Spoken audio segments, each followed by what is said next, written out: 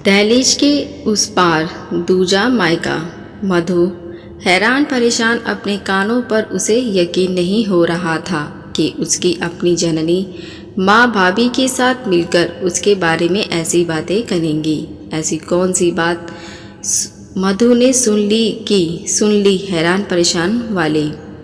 ये इस कहानी की शुरुआत होती है मायके की लाडली मधु से ही। 3 भाई बहनों में सबसे छोटी मधु, इसलिए सबकी लाडली, दिन भर चहकती रहती चिड़ियाओं की तरह और दोनों बड़े भाई से अपने मन मनवाती रहती।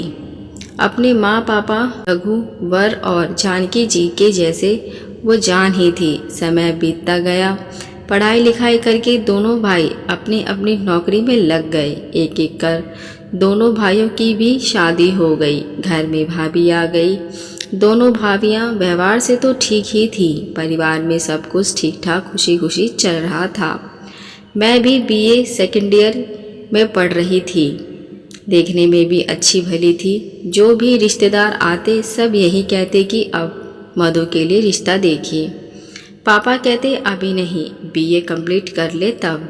क्या रघुवर जी, आप भी ज़्यादा पढ़ा लिखा कर भी क्या करोगे? घर ही तो संभालना है ससुराल जाकर। ऐसा कैसे आप बोल रहे हैं श्याम बाबू? आजकल का ज़माना बिना पढ़े लिखे गुजारा नहीं है। लड़की पढ़ी लिखी रहेगी, कभी ऊंच नीच कुछ हो जाए, अपनी विपत्ति का श्रृंगार बनेगी यह पढ़ाई। वैसे आपकी जो मर्जी। रघुवर बाबू, मुझे कहना था सो मैंने कह दिया। पूर्ण, अरे रघुवर जी, लड़का देखने में भी तो समय लगेगा। देखते ये दिन कैसे बीत जाएगा पता भी नहीं चलेगा आपको। पापा थोड़ा रुक कर, हाँ यह भी सही कह रहे हैं आप। मुझे सोचना चाहिए मधु की शादी के बारे में। इधर मधु शादी की बात सुनकर थोड़ा सहम सी जाती। अभी भी लोग ससुराल के माहौल को बहुत ही डरा नुमा ही मानते हैं। सहज नहीं, सभी हर बात में कहते ससुराल जाएगी तो सीख जाएगी। इसलिए मधु को ससुराल के नाम से डर लगने लगा था। 2 साल बाद बेहतर रिजल्ट आने के साथ बीए पूरा हो गया मधु का। कई जगह जाने के बाद मधु के लिए एक अच्छे वर की तलाश रघुवर जी की संपन्न हुई। आज हमारी मधु की शादी है मयंक बाबू के साथ। वैसे पेशे से बैंक मैनेजर हैं। उनके पिता सुंदर सुमन जी शिक्षक हैं। 2 छोटी बहनें हैं। मयंक जी, कुल मिलाकर सुखी संपन्न परिवार मिल रहा है हमारी मधु को। खुशी खुशी सारी रस्में शादी की पूरा होने के बाद मधु आज अपने ससुराल पहुंची है। बहुत जोरों शोरों से उसका स्वागत किया जाता है क्योंकि घर की वह एक लौती बहू है।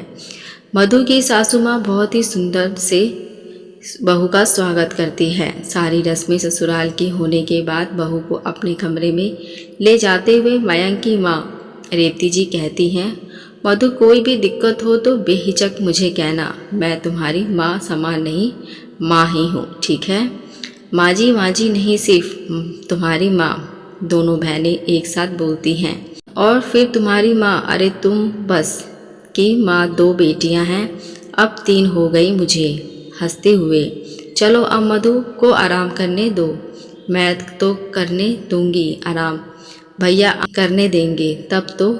खिंचाई करते हुए मधु को हैरत हो रही थी कि वह सिर्फ मेरी सासू माँ का दिखावा था या फिर सच में मयंक जी की माँ ऐसी हैं।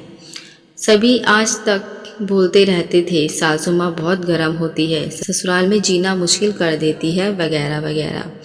ये तो बिल्कुल विपरीत है। तभी मयंक बाथरूम में से फ्रेश होकर आते हैं। कहाँ खो गई मेरी मधु? बस यही कहीं नहीं हुई, यूं ही मयंक की बाहों में लिपटते हुए उस आपके बारे में ही सोच रही थी। क्या क्या क्या? अभी नहीं बताऊंगी, सो जाइए। दोनों सो जाते हैं। कल की नई सुबह और नई उम्मीदों के साथ सुबह जब आंखें खुलती हैं, मधु देखती है कि रेवती जी सारा काम कर चुकी होती हैं। मधु, पहले तुम स्नान करके पूजा कर लो, फिर सभी साथ में नाश्ता करेंगे। जी ठीक है। मधु, माँ आपने मुझे जगाया क्यों नहीं? मैं कुछ काम में हाथ बटा देती मैं भी। नहीं, अरे बेटा, अभी तुम्हारी मेहंदी का रंग है, इसे आराम से रहने दो। ये रंग जितना लंबा चलेगा तुम लोगों का जीवन उतना ही सुखी रहेगा। मैं हूं ना अभी, कौन सा कहती हूँ कि तुमको नहीं करना। मेरे बुढ़ापे का सहारा तुम ही तो बनोगी। 2-4 दिन इसी तरह बीत गए। मधु, मुझे मम्मी के यहाँ जाना है। कोई बात नहीं, रेवती जी ने कहा। मयंक मधु को जाओ मम्मी के यहाँ से घुमा लाओ। ठीक है माँ। जब मधु अपनी मम्मी के यहाँ जाती है तो 1 सप्ताह 2 सप्ताह रुक जाती है। यह बातें सुंदर सुमन जी को अच्छी नहीं लगती। हमेशा कहते हैं आप बहू को सर चढ़ा दिए हैं। बेटी कहकर शादी के बाद इतना कोई मायका जाता है क्या? रेवती जी कहती हैं अभी बच्ची है, ना समझ है। जब बाल बच्चे होंगे तो खुद ही समझदारी का एहसास होगा। थोड़े दिन में समझदारी आ जाएगी कि ससुराल ही अपना घर है। अभी तो मैं हूँ ना घर देखने के लिए। बच्ची है, जाने दीजिए। धीरे धीरे समय अपनी गति में बीत गया। 5 साल बाद 2 बच्चों की माँ बन गई मधु, लेकिन फिर भी उसका आदत नहीं छूटा मायके जाने का। जब मन हुआ तब वह कोई बहाना मारकर मायके चली जाती। बच्चों को अपनी माँ यानी रेवती जी पर छोड़ जाती निश्चिंत। इधर मायके के दोनों भाभियों को इसका इतना बार बार आना अच्छा नहीं लगता था, ना ही माँ को। दोनों भाभियों के बीच मधु की वजह से हमेशा अनबन अच्छी लगती थी। इस बार मधु जब मायके आई मयंक जी के साथ रात में तो सब ठीक था। सुबह मधु जब बाथरूम की तरफ जाने लगी उसने सुना कि माँ और दोनों भाभियाँ उसी के बारे में बात कर रही हैं। वह थोड़ा ध्यान लगाकर सुनने लगी। दोनों भाभियाँ कह रही थी कि क्या दिक्कत है मधु जी को अपने ससुराल में। इतनी अच्छी सास, इतना अच्छा परिवार मिला हुआ है, फिर भी जब देखो तब यहाँ आ जाती हैं। कह तो भाभी सही रही थी, मुझे ससुराल में कभी ससुराल जैसा लगा ही नहीं, लेकिन मैंने कभी इसके बारे में सोचा ही नहीं। दुनिया जैसे बोलती थी वही भ्रम मेरे दिमाग में भी लग रहा था कि ससुराल यानी लड़कियों के लिए सजा। खुद तो आती ही है, मयंक जी को भी साथ लाती हैं। स्वागत में कम खर्चे लगते हैं क्या? माँ भी बोल रही थी। हाँ सही बात है। इस वक्त तुम दोनों झगड़ा मत करो, मैं मधु से बात करूँगी।